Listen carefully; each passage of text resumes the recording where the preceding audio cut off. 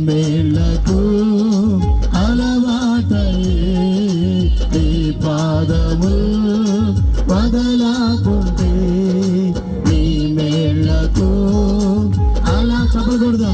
ఈ సంవత్సరం బాబా నీ మేలులతో నన్ను తృప్తిపరచండి ప్రభా.